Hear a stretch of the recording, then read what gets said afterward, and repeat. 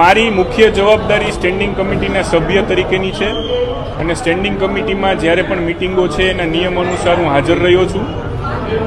મીડિયાના માધ્યમથી એવું સાંભળવામાં આવ્યું છે કે કમિશનરને ઇન્ચાર્જ સેક્રેટરીએ માર્ગદર્શન માટે પત્ર લખ્યો છે કે મને બોર્ડમાં બેસવા દેવામાં આવે કે નહીં, પરંતુ જ્યારે મારે જવાનું થયું એના આગલે દિવસે અહીંયા જ મેયર ચેમ્બરમાં 19 જાન્યુઆરીના રોજ મેયરશ્રીની અધ્યક્ષતામાં મેયરશ્રી પોતે નૈનાબેન, સ્ટેન્ડિંગ કમિટીના ચેરમેન શ્રી જયમીનભાઈ, રાજકોટ શહેર ભાજપના અધ્યક્ષ શ્રી માધવભાઈ દવે, કોર્પોરેશનના દંડક શ્રી મનીષભાઈ રાડિયા અને નેતા શ્રી લીલુબેન જાદવ, આ બધા લોકો હાજર હતા. એ વખતના જે સેક્રેટરી ચાર્જમાં હતા એમની સાથે પણ એક્ટની સંપૂર્ણ ચર્ચા કરી છે અને એક્ટમાં શબ્દ વાપર્યો છે કોર્પોરેશન મિટિંગ.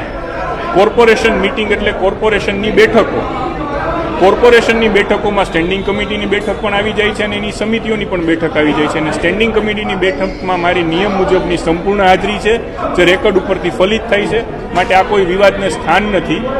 કદાચ ઇન્ચાર્જ સેક્રેટરીને મનમાં એવું થયું હશે અથવા કોઈ એમને એવું કીધું હશે કે ભાઈ તમારે સેક્રેટરી તરીકે કમિશનરને જાણ કરવી જોઈએ, આ હેતુથી પ્રેરાઈને એમને પત્ર લખ્યો હોય એવું હું માની રહ્યો છું. કોઈ હિતશત્રુ હોઈ શકે અમે અનેક વખત સવાલો ઉઠાવ્યા છે કામગીરીને લઈને, તેને લઈને કોઈ ના, આવું કશું ક્યારેય દેખાતું નથી.